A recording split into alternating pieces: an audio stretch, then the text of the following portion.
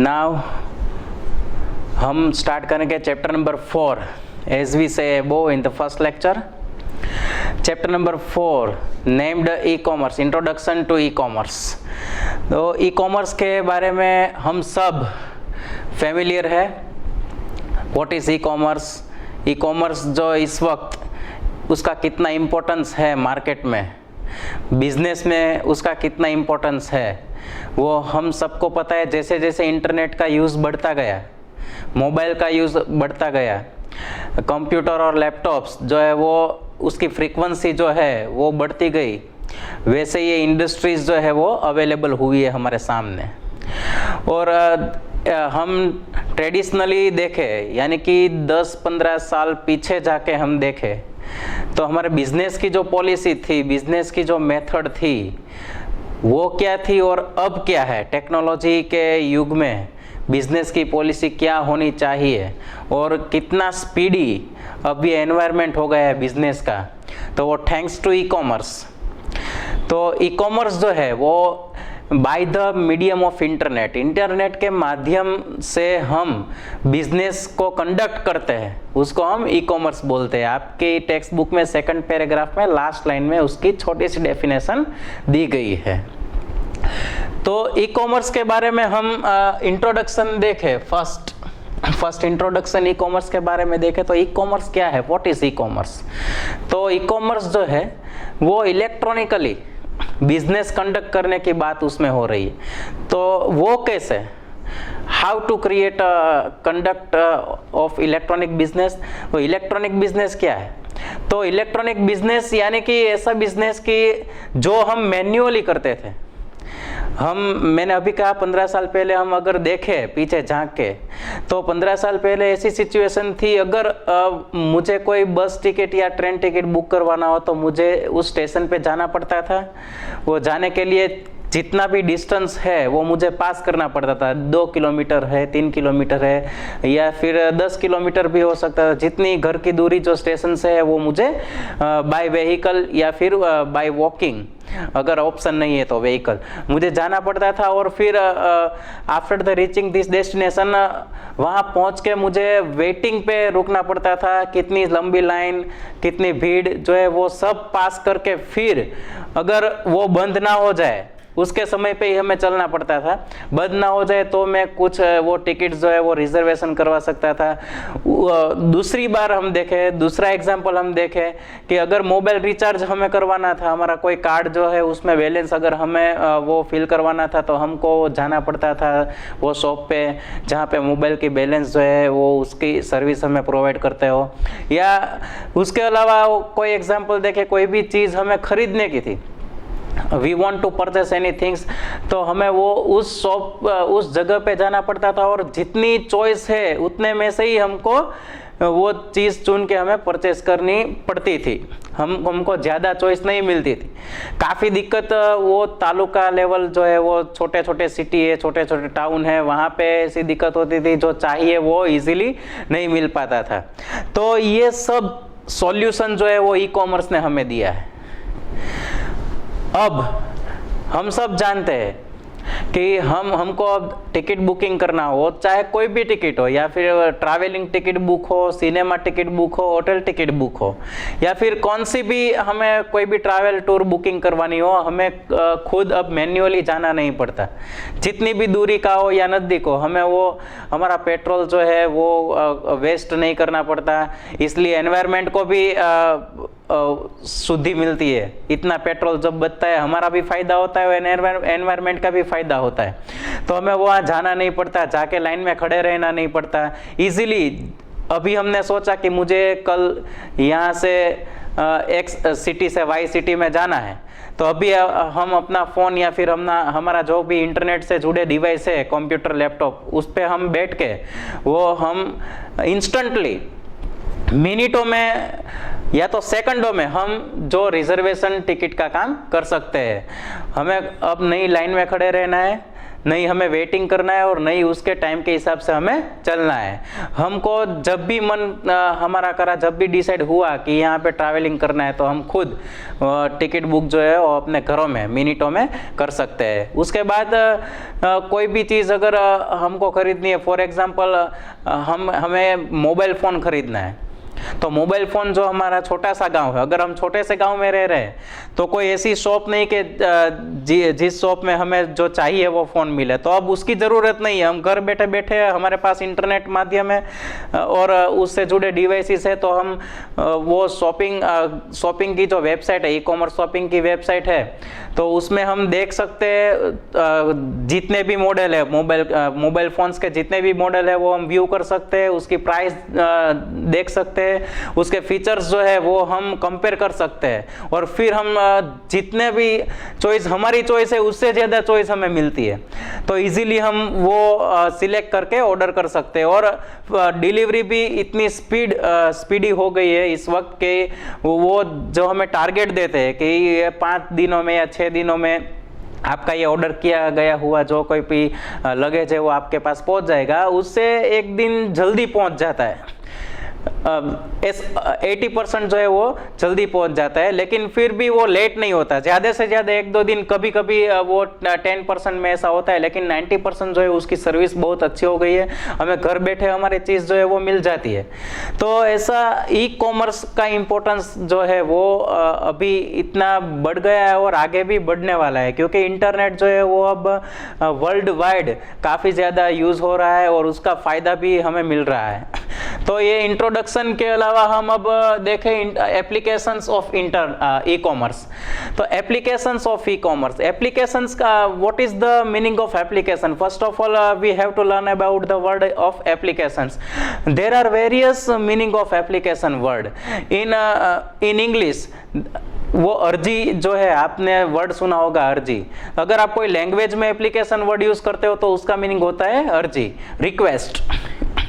और अगर हम कंप्यूटर फील्ड में हैं तो कंप्यूटर फील्ड में एप्लीकेशन के बहुत सारे मीनिंग होते हैं। जैसे कि एप्लीकेशन का मीनिंग होता है कि कोई भी ऐप्स, हम मोबाइल ऐप से जो है वो फेमिलियर है, तो मोबाइल ऐप्स, तो मेरे पास कोई मोबाइल में एप्लीकेशन है, तो एप्लीकेशन हम उसे क्यों बोलते हैं?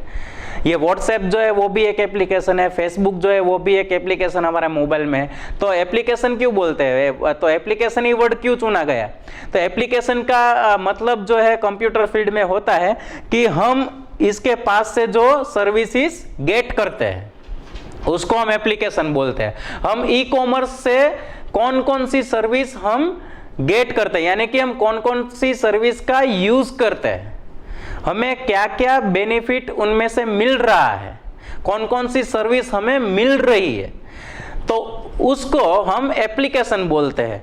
तो ई कॉमर्स से हम कौन कौन सी सर्विस जो है वो उसका फायदा, उसका उपयोग हम कर रहे हैं, यानी कि ऑनलाइन बुकिंग, ऑनलाइन शॉपिंग और कई ज्यादा ऑनलाइन ऑक्शन, तो ये सब सर्विसेज जो है वो हमें ई कॉमर्स दे रहा है। तो ये सर्विस जो देता है उस मेथड को हम एप्लीकेशन बोलते हैं। एप्लीकेशन यानी कि हम किस किस सर्विसेज का उपयोग ई कॉमर्स से करते हैं। तो ये सारी सर्विस जो है वो आपके सामने जो बोर्ड पे नोट डाउन की गई है, एंड टेक्स्ट बुक में भी ये सभी पॉइंट आउट है, टेक्स्ट बुक से ही मैंने इस बोर्ड पे जो है वो कवर किए। तो ये हम कंसेप्ट पे हम डिस्कस करेंगे सारी एप्लीकेशंस पे। ये वीडियो आप देखने के बाद वो सारी एप्लीकेशंस जो है, जहां तक हम आज लेक्चर, ये वीडियो में लेक्चर चलेगा, आप बिल्कुल ध्यान से समझना, और ये देखने के बाद, समझने के बाद जितना भी यहाँ कंसेप्ट हमने डिस्कस किए हैं वो आप सारे टेक्स्ट बुक में लाइन बाय लाइन पढ़ना, और ऐसा नेसेसरी लगे तो अंडरलाइन भी करना, जैसे आपको एनुअल एग्जाम में सरलता रहे। तो फिर हम देखते हैं एप्लीकेशंस ऑफ ई कॉमर्स। तो फर्स्ट एप्लीकेशन के बारे में हम बात करें तो इंटरनेट बुक शॉप। तो ये मित्रों जो है वो खास नोट करना कि दो फर्स्ट सर्विस थी ई कॉमर्स की, फर्स्ट सर्विस थी it was an internet book shop. सबसे पहले इंटरनेट बुक स्टोर जो है वो अवेलेबल हुआ था ई कॉमर्स इंडस्ट्रीज में, ई कॉमर्स फील्ड में। तो इंटरनेट बुक शॉप जो है वो अमेजोन पे, अमेजोन आपकी टेक्स्ट बुक में अमेजोन का पेज के सारे फिगर्स जो है वो आपको बताया है कैसे ऑनलाइन बुक स्टोर का उसका पेज व्यू होता है, वो सारे आपके टेक्स्ट बुक में दिखाया गया है। तो इंटरनेट बुक स्टोर जो है, तो हम इंटरनेट के माध्यम से सबसे पहले जो है वो category wise by author, by price, by novel, by language, ये इतनी सारी चॉइसेस जो है वो फिल्टर करके हम जो ऑनलाइन बुक को सिलेक्ट कर सकते हैं और उसको ऑर्डर कर सकते हैं और वो हमें स्पीडी डिलीवरी मिल सकती है। तो इतनी सारी सुविधा जो है वो सबसे पहले बुक स्टोर बुक शॉप के लिए अवेलेबल हुई थी। तो सबसे पहला जो हमारा एप्लीकेशन थी ई कॉमर्स की, सबसे पहली जो सर्विस थी वो थी बुक शॉप। ये आपको खास याद रखना है। अगर आपको एग्जाम में पूछे या फिर कोई भी आपको अगर पूछे आगे जाके भी, आपको अगर नॉलेज के लिए भी याद रखना है कि ई कॉमर्स में सबसे पहली सर्विस कौन सी थी, तो आपका आंसर होना चाहिए बुक शॉप। सबसे पहले बुक शॉप जो है वो अवेलेबल हुआ था। और आपको टेक्स्ट बुक में बुक शॉप की वेबसाइट भी दी गई है। उनके जो है 4 नाम जो टेक्स्ट बुक में दिए हैं वही मैंने यहाँ पे लिखे हैं, वो आपको खास याद रखना है क्योंकि आपको एग्जाम में क्वेश्चन आएंगे, बराबर, कि इनमें से कौन सा वो बुक शॉप की वेबसाइट का नाम है। तो आपको ये चारों नाम याद होने चाहिए, www.amazon.com, પછી shopping.indiatimes.com, www.buybooksindia.com and www.bookshopofIndia.com। This is not enough name, but text book में आपको ये सिर्फ 4 ही नाम दिए गए हैं, लेकिन इसके अलावा भी कई सारी वेबसाइट्स जो है वो बुक सर्विसेज आपको प्रोवाइड करती है। तो आपकी नॉलेज के लिए अगर आपको जानना हो तो you have to search in Google and you can see the another websites name of book shop. Next application की बात करें, इलेक्ट्रॉनिक न्यूज़पेपर। तो इन प्रेजेंट और इन पास्ट हम देखें तो न्यूज़पेपर की जो मेथड थी, न्यूज़पेपर से आप सब लोग परिचित है। न्यूज़पेपर जो एक पहले ऑफिशियल, ये डिजिटल मीडियम नहीं था, तब ऑफिशियल हमको न्यूज़ जो है वो न्यूज़पेपर में ही पढ़ने को मिलते थे। हमारे घर रोज न्यूज़पेपर आता था, उसका जो 1 ईयर का हमें जो कॉन्ट्रैक्ट पे है वो करना पड़ता था। उसको जब गुजराती में हम लवाजम बोलते थे, लवाजम हमको भर दिया तो पूरा साल जो है वो हमें न्यूज़पेपर मिलता था और उसमें जो न्यूज़ थे वही हमारे लिए फर्स्ट एंड लास्ट न्यूज़ थे। तब टेलीविजन भी नहीं था, सिर्फ रेडियो आकाशवाणी था। रेडियो आकाशवाणी के बाद ये न्यूज़पेपर जो है वो सेकंड इंपॉर्टेंट माध्यम था हमारे इंफॉर्मेशन के लिए, और ऑफिशियल माध्यम आज भी है, क्योंकि जो भी न्यूज़पेपर में आता है वो फेक नहीं होता है, ऑफिशियल न्यूज़। वैसे कई सारी न्यूज़ कंपनियां हैं जो न्यूज़पेपर जो है वो क्रिएट करती है, लेकिन ऑफिशियल न्यूज़पेपर की कंपनियां हैं जैसे दिव्य भास्कर है, टाइम्स ऑफ इंडिया है, या फिर अनदर जो भी ऑफिशियल हम सब जानते हैं, जो नामांकित, बराबर, नॉमिनेटेड जो सब होती है ऑफिशियल न्यूज़ कंपनी, वो सारे अपने न्यूज़ जो है वो ओरिजिनल न्यूज़ है। कोई भी न्यूज़पेपर में फेक न्यूज़ हमें देखने को नहीं मिलती, इसलिए स्ट्रॉन्ग मीडियम उसको बोलते हैं न्यूज़ के। तो ज़्यादा से ज़्यादा हमें पक्की इंफॉर्मेशन जो है वो न्यूज़पेपर से मिलती थी और मिलती है।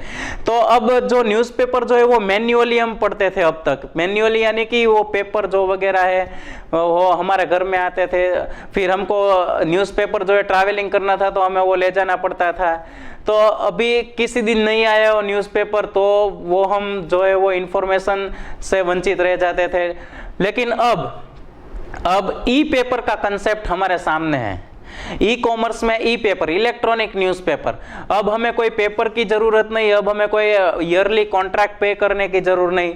हमारे पास इंटरनेट है और इंटरनेट से जुड़े डिवाइसेस है, तो अब हमें ई पेपर जो है उसका हम यूज कर सकते हैं किसी भी जगह इन द वर्ल्ड। हम किसी भी कोने में हो, अगर हम आउट ऑफ इंडिया जाए, हमारी कंट्री इंडिया है, हम इंडिया में रह रहे हैं, हम आउट ऑफ इंडिया जाए और कई भी जगह पे जाए, यूरोप साइड जाए, और हमें अपने एरिया का जो न्यूज़ जो है वो न्यूज़पेपर पढ़ना है, तो हम अपना मोबाइल जो है, स्मार्टफोन इस वक्त ज़्यादा से ज़्यादा यूज़ हो रहा है और उसकी जो डेवलपमेंट है वो भी बढ़ रहा है, इसलिए स्मार्टफोन आज ज्यादा से ज्यादा लोगों के पास है। तो हम स्मार्टफोन किसी भी देश में जाएंगे, दुनिया के कहीं भी कोने में जाएंगे, हम स्मार्टफोन निकालेंगे और ई पेपर जो है वो गूगल में सर्च करके या फिर एप्लीकेशन जो हमने डाउनलोड की है वो एप्लीकेशन के माध्यम से हम अपने गांव का जो है वो न्यूज़पेपर है, अपने जिले का न्यूज़पेपर, अपने स्टेट का न्यूज़पेपर जो है वो हम अच्छी तरह से दुनिया के कोई भी कोने में हम बैठे हो वहां से हम हमारे गांव, हमारे एरिया, हमारे स्टेट के न्यूज़ पढ़ सकते हैं। और वो ज्यादा उसको स्पेस भी नहीं चाहिए, सिर्फ इतना सा मोबाइल की साइज होती है,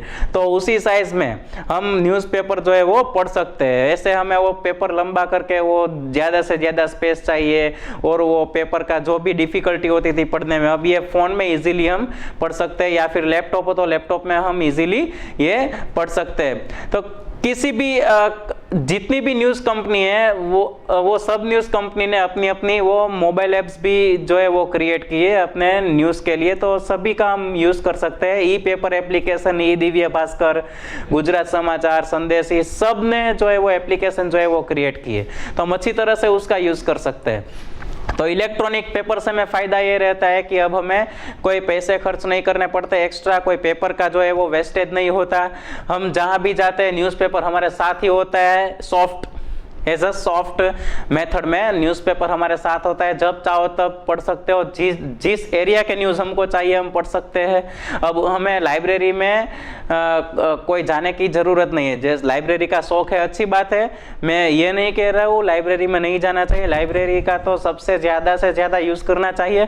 लेकिन मेरे कहने की बात है, स्पेशल न्यूज़पेपर के लिए जब पहले गाँव की लाइब्रेरी में जाना पड़ता था, अब वो स्पेशली हमें जाना नहीं पड़ता। अब न्यूज़पेपर जो हमारी जेब में रहता है 24 घंटे, हम जितना चाहे उसको यूज कर सकते हैं। तो उसके बाद जो है इलेक्ट्रॉनिक न्यूज़पेपर के बाद online auction, yes, auction word जो है हराजी, हम हमारी लैंग्वेज में उसको हराजी बोलते हैं। स्टॉक ऑनलाइन ऑक्शन जो है वो पहले हराजी, मैन्युअली ऑक्शन जो है आपको शायद पता होगा, आप में से किसी को पता होगा, सबको पता है तो सारी बात है कि भाई मैन्युअली ऑक्शन जो था वो कौन सा होता है, मार्केटिंग यार्ड में ऑक्शन होता है ज्यादा से ज्यादा डेली। वो जो खेडूत जो है वो अपना जो कोई भी प्रोडक्ट इन शॉर्ट जो खेत से जो क्रिएट हुआ है वो कोई भी सामान लाता है और फिर जो बिजनेसमैन जो है, व्यापारी, वो उसका खरीदता है, बीच में जो एजेंट है वो ऑक्शन लगाता है। तो ज्यादा से ज्यादा जिसकी कीमत जो भी व्यक्ति ज्यादा बोलता है उसकी वो वस्तु जो कोई भी प्रोडक्ट है वो हो जाती है। हम सबको पता है व्हाट इज ऑक्शन। तो ये ऑक्शन पहले मैन्युअली हुआ करता था, हमें वहां पे प्लेस पे जाना पड़ता था, कंपलसरी वहाँ पे जो बोली लगे तो वहाँ भी सब जो माहौल है वो बनता था। लेकिन अब हम अपने घर में बैठे बैठे ऑनलाइन ऑक्शन का जो है वो फायदा ले सकते हैं। ऑनलाइन, इसमें भी ऑनलाइन सर्विसेज हमें अवेलेबल है ई कॉमर्स के माध्यम से। अब हमें मैन्युअली जाना नहीं पड़ता और वहाँ कोई टाइम का वेस्ट नहीं करना पड़ता। हम अपने फ़ोन से या फिर अपने लैपटॉप से इंटरनेट के द्वारा अब हम ऑनलाइन ऑक्शन जो है वो कर सकते हैं, हमारी चीज बेच भी सकते हैं और कुछ ऑक्शन से खरीद भी सकते हैं। उसके लिए वेबसाइट्स का जो नाम आपको दिया है, आपकी टेक्स्ट बुक में सिर्फ 4 वेबसाइट का ही नाम दिया है। अगर आपको उसके अलावा भी जानकारी लेनी हो कौन कौन सी वेबसाइट है और वेबसाइट के नाम चाहिए तो you have to search in Google. तो गूगल में आप सर्च करेंगे तो आपको ये सभी वेबसाइट, इससे भी ज़्यादा वेबसाइट का नाम जो है वो जानने को मिलेगा कि कौन कौन सी ऑक्शन की वेबसाइट है। लेकिन ये जो आपको टेक्स्ट बुक में दी गई है 4 वेबसाइट के नेम्स जो आपको दिए गए वो कंपलसरी याद रखने हैं, क्योंकि हमारा पेपर जो है वो टेक्स्ट बुक में से निकलेगा, एनुअल पेपर है वो टेक्स्ट बुक में से निकलेगा। तो आपको कंपलसरी टेक्स्ट बुक ही प्रीफर करनी है और उसमें जो है वो तो आपको याद रखना ही है। उसके ज्यादा आपको अगर नॉलेज के लिए चाहिए तो आपको गूगल में सर्च करना है। तो ये चारों वेबसाइट का जो नाम है www.ebay.com, onlineauction.com और mybeats.in एंड ubeats.com। देखो ये कॉम और इन ये सब मिक्सिंग ना हो जाए, क्योंकि आपको अगर पूछेंगे from the following what is the website for online auction, इसमें से www.mybeats.in, b mybeats.com, c mybeats.org, ये कंफ्यूज करने के लिए आपको ऐसे क्वेश्चन आएंगे। तो आपको याद रखना है जो पिछला डोमेन कौन सा है, कॉम है या फिर इन है, org है या फिर EDU है। EDU यानी कि एजुकेशन, कॉम यानी कि कॉमर्शियल, इन यानी कि इंडिया। तो ये सब डोमेन जो है वो अलग अलग होते हैं, तो आपको कंपलसरी याद रखना है। ये आप www तो डिफॉल्ट आता है, अगर मैं यहाँ पे www लिखूं या ना लिखूं ये तो डिफॉल्ट आता है। आप सिर्फ ebay.com करके गूगल में सर्च करना, एड्रेस बार में www डिफॉल्ट लिखा हुआ होगा, अगर आप लिखे या ना लिखे। इसलिए इसकी तो हमें पता चल ही जाता है, लेकिन हमें याद रखना है ये नेम और उसके बाद जो डोमेन आता है ये कंपलसरी याद रखना है, वो आप नोट कर लेना। उसके बाद की जो एप्लीकेशन है मार्केटिंग एंड सेलिंग, तो आज हम देखते हैं मार्केटिंग का तो जमाना है। कोई भी बिजनेसमैन अपनी प्रोडक्ट की मार्केटिंग करना कहीं जगह पे नहीं चूकता, सारी जगह उसकी प्रोडक्ट की मार्केटिंग जो है वो करता है। हम पिछले कई 10-15 साल पहले जाके देखे तो मार्केटिंग का कितना फील्ड स्कोप कितना था मार्केटिंग का।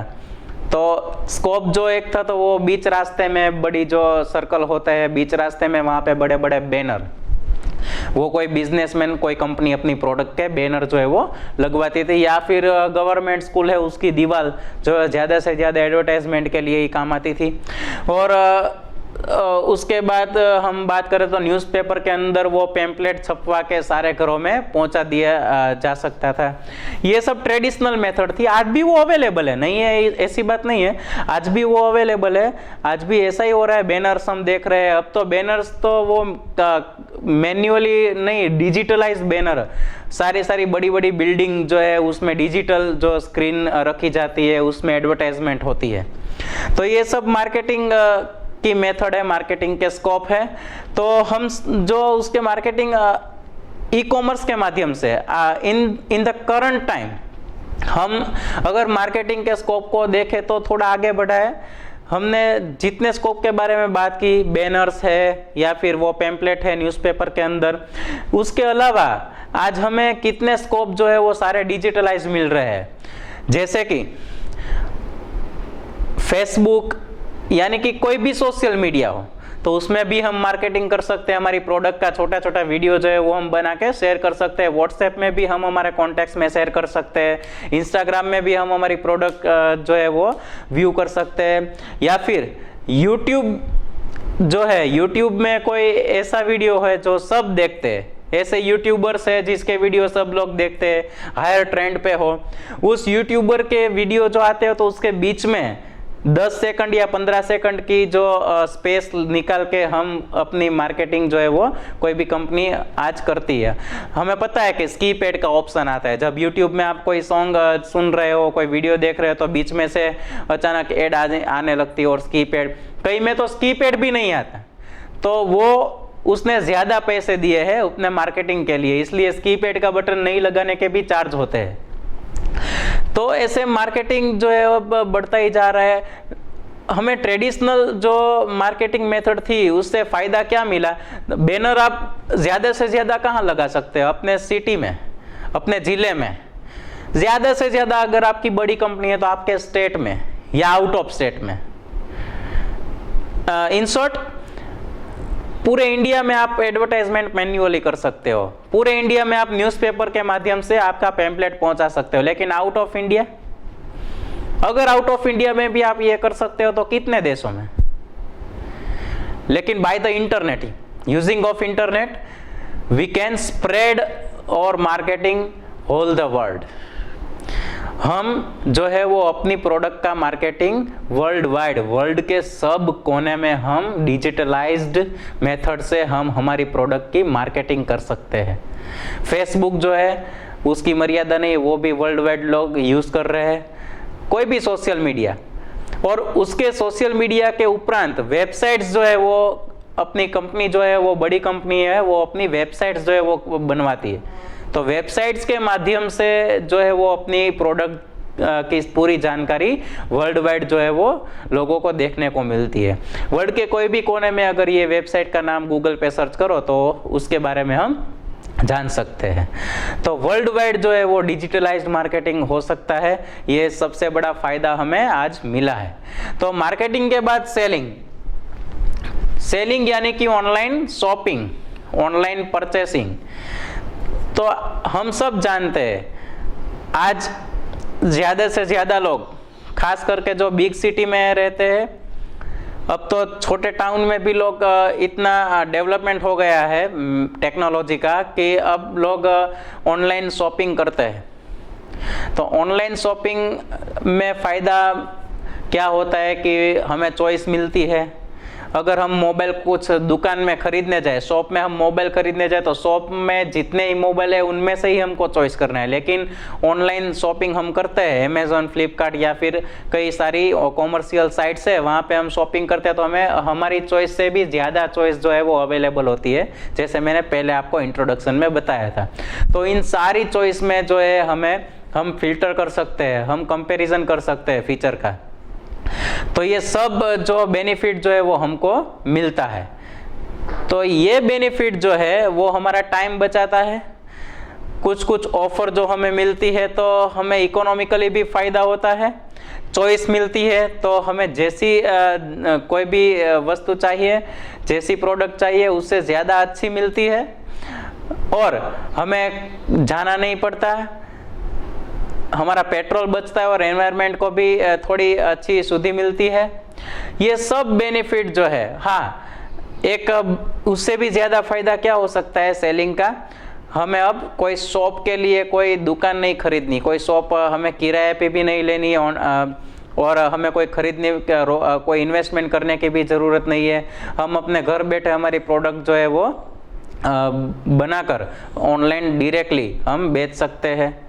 तो कोई शॉप की ज़रूरत नहीं है, उसके लिए कोई भी हमें अदर इन्वेस्टमेंट की कोई ज़रूरत नहीं है।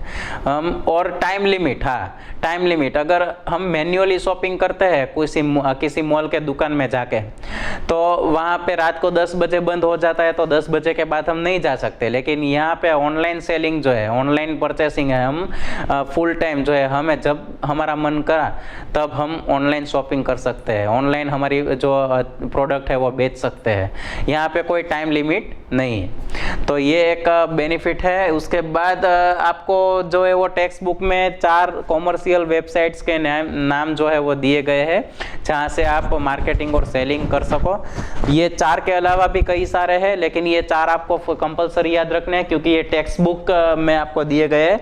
homeshop18.com, उसके बाद flipkart.com, myntra.com और makemytrip.com। मेकमाईट्रिप यानी कि हम जो ट्रैवलिंग के कोई भी टिकट जो अगर बुक करना चाहे, तो हम मेकमाईट्रिप यूज़ करके हम जो है वो बस, ट्रेन या फिर प्लेन सब बुकिंग, होटल बुकिंग भी कर सकते हैं। तो ये सारे बेनिफिट्स हमें मिल रहे हैं। उसके बाद ऑनलाइन बिलिंग, तो लाइट बिल जो है हमारा, LPG बिल है, या फिर कोई भी मोबाइल रिचार्ज का बिल है, ऑनलाइन शॉपिंग का बिल है, वो हम ऑनलाइन अब पेमेंट कर सकते हैं।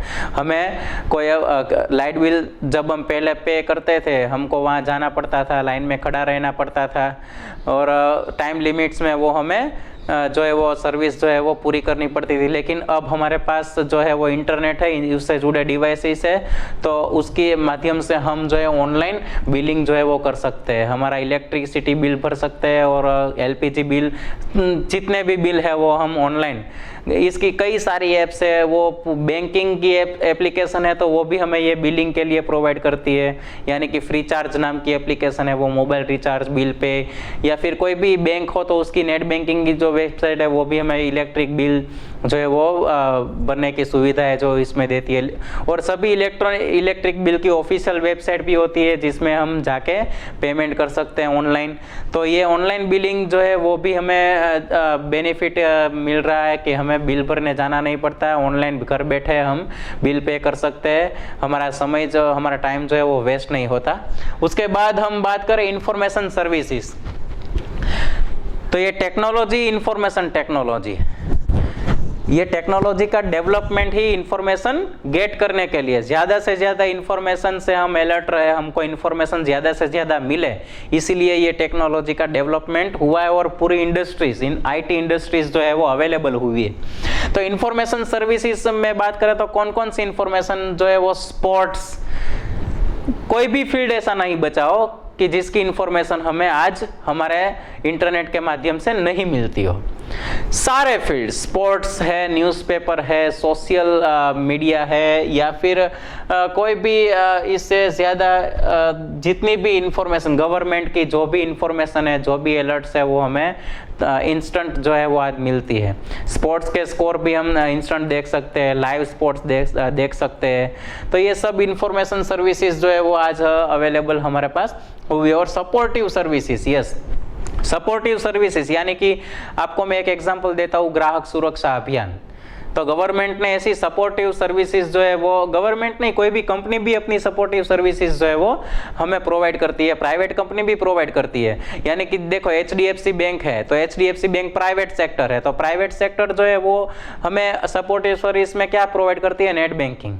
तो नेट बैंकिंग में सपोर्टिव सर्विस कौन कौन सी है, loan, account detail, fund transfer, ये सब जो है वो क्या है, वो उसकी सर्विसेज है। हम घर बैठे बैठे वो एक अकाउंट से दूसरे अकाउंट में पैसे ट्रांसफर कर सकते हैं, लोन के बारे में जान सकते हैं, लोन पास भी ऑनलाइन करवा सकते हैं, और क्रेडिट कार्ड, डेबिट कार्ड की जो पूरी डिटेल हमें जाननी हो तो नेट बैंकिंग से हम जान सकते हैं। ये सभी जो सपोर्टिव सर्विस जो है प्राइवेट सेक्टर भी हमें देती है, not only bank sector but other sector के जो प्राइवेट फील्ड है वो भी हमें ये सपोर्टिव सर्विस प्रोवाइड करते हैं। गवर्नमेंट जो है वो ग्राहक सुरक्षा अभियान, मैंने अभी बोला कि हम जो कोई चीज़ खरीदे और कोई व्यापारी हमें चीज़ अच्छी ना लगे और व्यापारी जो है उसका बिहेवियर हमारे ऑपोजिट में हुआ तो हम उसकी कंप्लेंट जो है वो ऑनलाइन कर सकते हैं। तो ये गवर्नमेंट की सपोर्टिव सर्विस है। और दूसरी सपोर्टिव सर्विस के हम बात करें तो ऑनलाइन नौकरी के लिए जो वेबसाइट है, ऑनलाइन जॉब, ओजस है, मारू गुजरात जैसी वेबसाइट है, वो सपोर्टिव सर्विसेज के एग्जाम्पल है जहाँ से हम अप्लाई कर सकते हैं जॉब के लिए। और एग्जाम सारी जानकारी गवर्नमेंट उसी वेबसाइट्स में हमको जो है वो देती है। उसके बाद हम बात करें नेट बैंकिंग, तो नेट बैंकिंग जो है वो जो मैं आपको नेट बैंकिंग के बारे में अगर मैं आपसे बात करूँ तो नेट बैंकिंग ही ऐसा पावरफुल टूल है। आप किसी भी कॉमर्शियल साइट से ऑनलाइन शॉपिंग करो, उसका बिल पे आप कंपलसरी नेट बैंकिंग से ही करना, ये मेरी खुद की अपील है। हाँ, अगर आपको EMI करना है तो आपको क्रेडिट कार्ड का उपयोग करना पड़ेगा, लेकिन अगर आप डायरेक्टली पेमेंट करते हो तो आपको other gateway, instead of other gateway, आप अगर नेट बैंकिंग का यूज करते हो तो आपके लिए अच्छा रहेगा। नेट बैंकिंग यानी कि सभी बैंक जो है उसकी जो वेबसाइट है, सभी बैंक, गवर्नमेंट बैंक भी है, बैंक ऑफ इंडिया है, या फिर बैंक ऑफ बड़ौदा है, Punjab national PNB, Punjab national bank है, ये सारी बैंक ने अपनी जो है वो ऑनलाइन सुविधाएं उपलब्ध की है वेबसाइट के द्वारा। तो ऐसे नेट बैंकिंग जो है उससे हम अगर पे करते हैं, किसी भी शॉपिंग हमने ऑनलाइन किया और नेट बैंकिंग से हम पे करते हैं, या फिर मोबाइल रिचार्ज किया उसका अगर हम बिल जो है वो नेट बैंकिंग से पे करते हैं, हमने ट्रैवलिंग या टूर बुक की तो उसका पेमेंट हम नेट बैंकिंग से पे कर सकते हैं। तो हमारा प्लस पॉइंट क्या रहेगा, हमारे अगर पैसे कटे और हमें कोई शॉपिंग की वस्तु ना मिले या फिर टिकट बुक नहीं हुई तो बैंक उसके लिए रिस्पॉन्सिबल है हमारे और सामने, यानी कि हम जिससे वस्तु जो कोई भी चीज़ है वो खरीद रहे हैं उसके बीच में बैंक जो है वो रिस्पॉन्सिबल है, वो हमारे पैसे ऐसे वेस्ट होने नहीं देगी। हम क्लेम कर सकते हैं बैंक से, हम फरियाद कंप्लेंट कर सकते हैं कि भाई ऐसे हमारा पैसा कट गया लेकिन हमको कोई हमारी टिकट बुक नहीं हुई, हमको ये चीज़ जो शॉपिंग हमने की थी वो प्रोडक्ट हमारे तक नहीं पहुंची। तो वो गेटवे, पेमेंट गेटवे जो है उसमें बैंक खुद रिस्पॉन्सिबल बनती। अदर गेटवे जो है, अदर पेमेंट गेटवे, कई सारे पेमेंट गेटवे, अमेजोन पे है, अमेजोन पे भी सिक्योर है, लेकिन इसके अलावा कई सारे आपको पेमेंट गेटवे देखने को मिलेंगे जिसमें आपका क्रेडिट कार्ड जो है, क्रेडिट कार्ड से पेमेंट कर सकते हो तो क्रेडिट कार्ड की डिटेल जो है वो आपके पास मांगेंगे, डेबिट कार्ड की मांगेंगे। तो वो सारे दूसरे गेटवे है वो थोड़े से थोड़े रिस्की है क्योंकि आपको वहाँ पे डेबिट कार्ड की एंट्री करनी पड़ेगी, क्रेडिट कार्ड की डिटेल की एंट्री करनी पड़ेगी, फिर आप शॉपिंग, तो आपकी जो डिटेल जो है वो उसके पास चली जाएगी, तो पता नहीं कि वो सिक्योर है या नहीं। इसीलिए net banking is the best option for paying all types of bill. तो आपको ये याद रखना है, आपको ज्यादा से ज्यादा नेट बैंकिंग का ही यूज करना है। तो अब friends, in this lecture this is enough and अब हम नेक्स्ट लेक्चर में हमारा नेक्स्ट टॉपिक जो है वो traditional versus current business system, traditional versus e commerce business system के बारे में अब हम नेक्स्ट लेक्चर में देखेंगे। तब तक के लिए आप सबको नमस्कार। Stay home, stay safe. Thank you.